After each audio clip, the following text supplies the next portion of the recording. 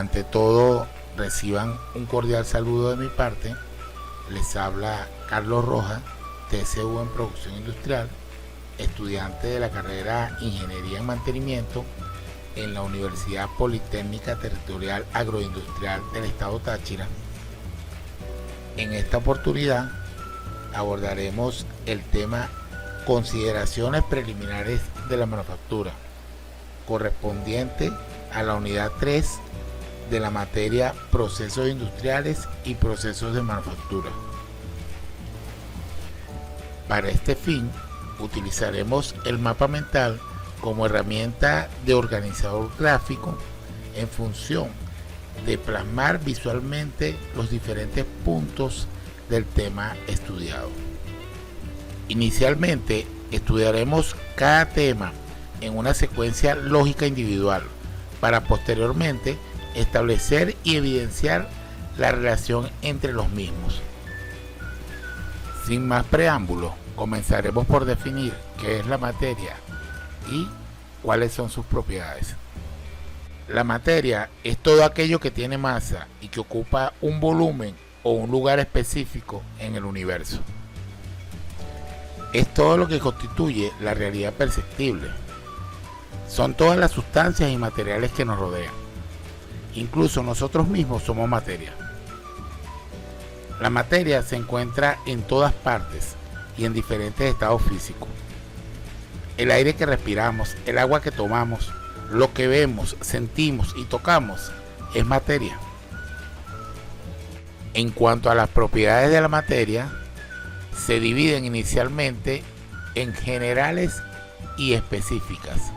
Las generales, que son comunes a toda la materia, y las específicas, que difieren de un cuerpo a otro o de un elemento a otro. Entre las propiedades generales tenemos masa, dureza, volumen, inercia, peso, divisibilidad e impenetrabilidad, entre otras. Por otro lado, entre las propiedades específicas se clasifican a su vez en físicas y químicas. Entre las propiedades específicas químicas tenemos oxidación, combustión, fermentación, putrefacción, entre otras. Y entre las propiedades específicas físicas tenemos densidad, punto de fusión, solidificación, punto de ebullición, elasticidad, solubilidad, conductividad eléctrica y térmica. Y en cuanto a los estados de agregación, tenemos cada uno con sus características específicas. Están sólido, líquido y gaseoso, al igual que la organoléctica, que es la que se puede percibir con los sentidos. Tenemos sabor, olor, color y textura. Por ahora no profundizaremos en cuanto a la descripción de cada una de estas propiedades, ya que posteriormente se citarán algunas durante el desarrollo del resto del contenido. Más allá de enumerar las propiedades de los materiales, es necesario entender qué las determina. La estructura atómica y molecular de un material y los métodos empleados para su procesamiento determinan las propiedades del mismo. De aquí podemos establecer un concepto base para poder continuar de lo que son las propiedades químicas anteriormente mencionadas y las propiedades mecánicas. Las propiedades químicas obedecen a una reacción al interactuar con otra sustancia. ¿Una reacción de quién? De la estructura atómica o la estructura molecular. Mientras que las propiedades mecánicas obedecen a la aplicación de una fuerza o carga externa y de cómo responde la estructura atómica a las mismas. Para continuar conversando de la estructura atómica, es necesario visualizar la estructura atómica básica de su mínima expresión, que es el átomo. El átomo está conformado por un núcleo, quien a su vez está conformado por los protones, que son la carga positiva, y los neutrones, que son la carga neutra. Alrededor de él se encuentran las órbitas, en la cual circulan los electrones, que es la carga negativa del mismo. En el mismo orden de ideas, podemos mencionar dos formas en que se pueden organizar los átomos o moléculas en un sólido: estructuras cristalinas y estructuras amorfas. En las estructuras cristalinas se ordenan geométricamente de manera repetitiva en las tres dimensiones del espacio. En las amorfas no presentan este ordenamiento. En las cristalinas, las propiedades físicas varían en función a la dirección en que se midan. En las amorfas no, es decir, sus propiedades son las mismas, sin importar la dirección en que las midan. Este patrón ordenado también hace que los materiales tengan un punto de fusión definido, mientras que en los amorfos no. Los metales presentan un enlace característico llamados enlaces metálicos.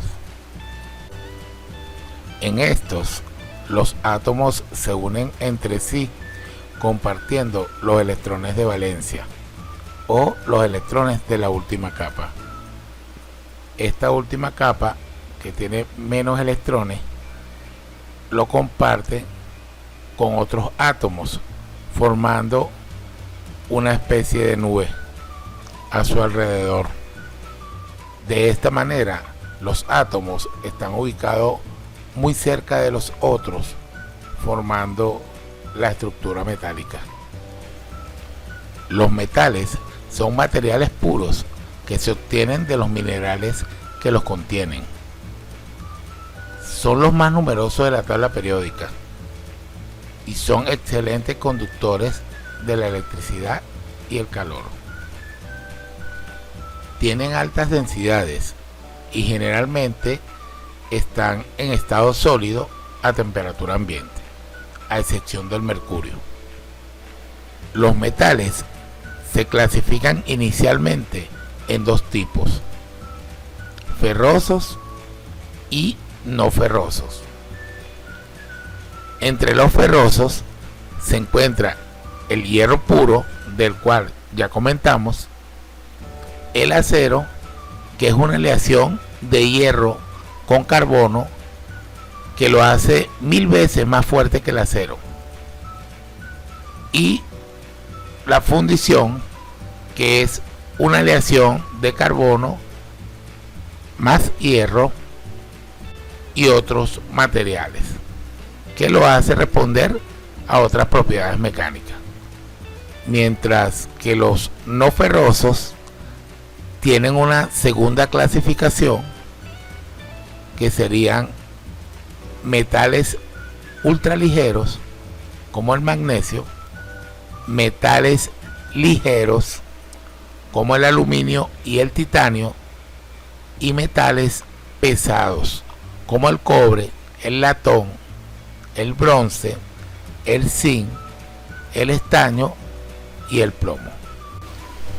A continuación, vamos a conversar sobre los procesos de tratamientos térmicos, iniciando con el temple.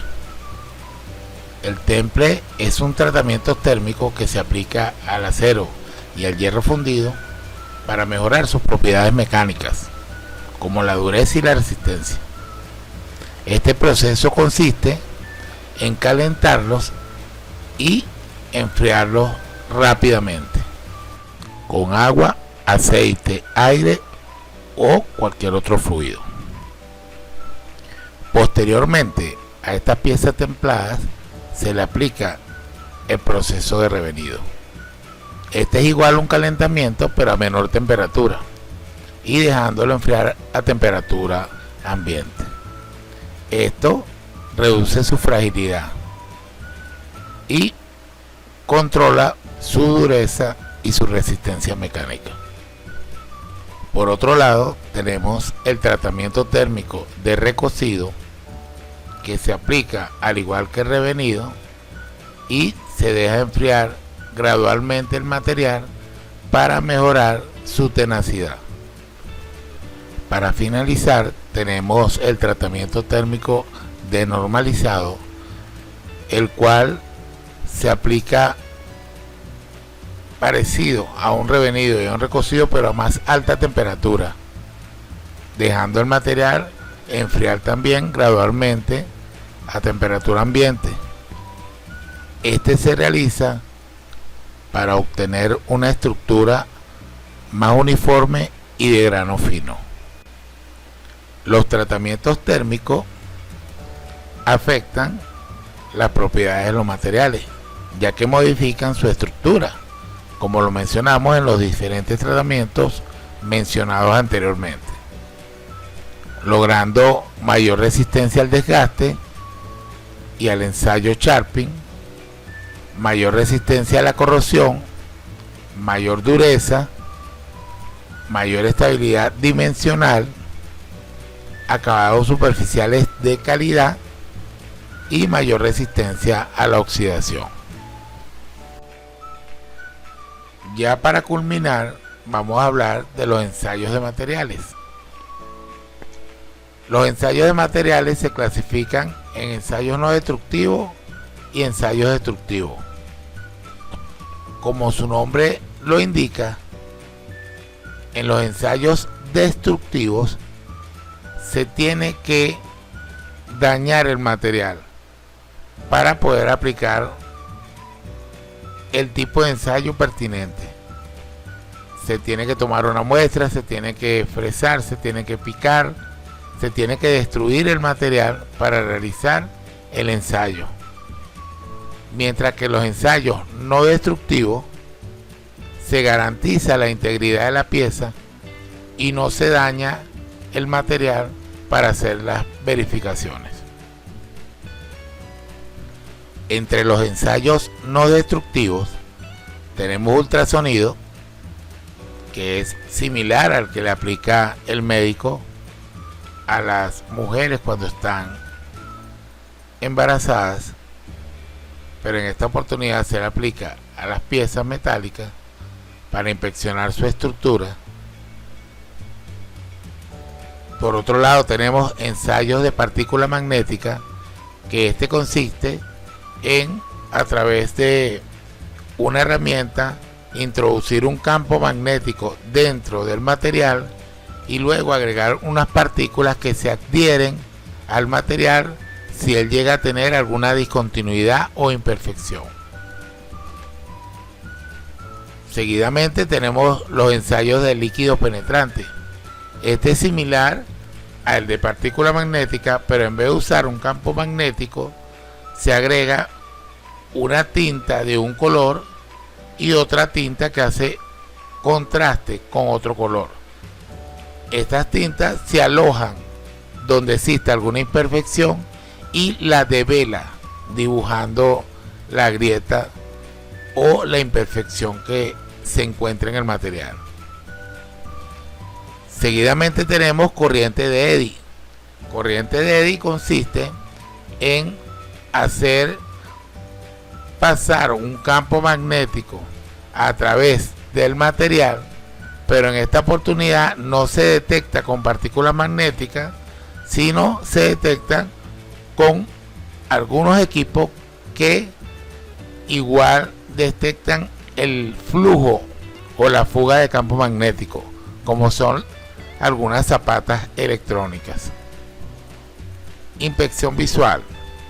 La inspección visual consiste en todas esas inspecciones que se hacen dimensionales, como puede ser el diámetro, el espesor, la excentricidad, y también la inspección del acabado, si está poroso, si no está poroso, si quedó brillante, si quedó pulido.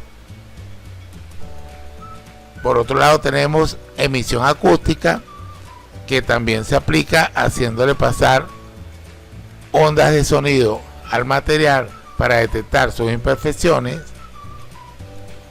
y los ensayos termográficos infrarrojos. Igualmente se aplica con la misma intención, para detectar cualquier discontinuidad o cualquier imperfección en los materiales.